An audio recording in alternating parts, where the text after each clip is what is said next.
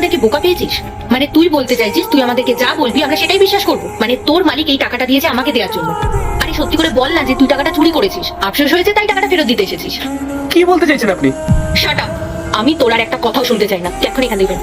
চল বেরো বেরো। মার্কিন মার্কিন, ওনাদের শুধু আমাকে চোর অপবাদ দিয়ে শান্তি হয়নি, ওনারা আমার উপর অনেক অত্যাচার করেছেন।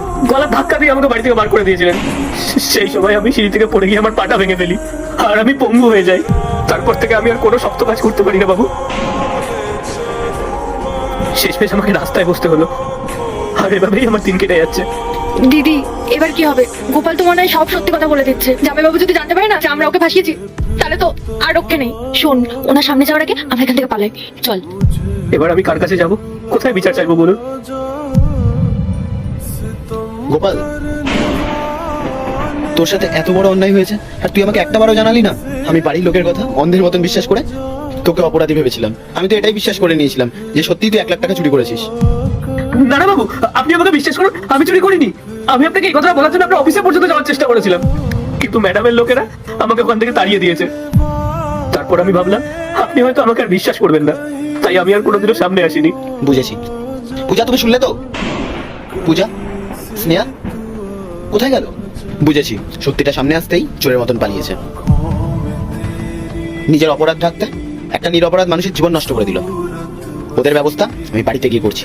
ওর গোপাল, আস্তে আস্তে আস্তে।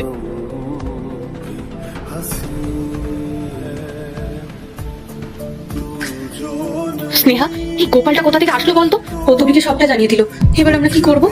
দিদি আমার না খুব ভয় লাগছে, তুই কিছু কর। জামাইবাবু যদি কিছু জানতে পারে আমাদের তো আসতেই ছাড়বে না। আমার মাথায় কাজ করছে না। গোপাল, তুই এখানে?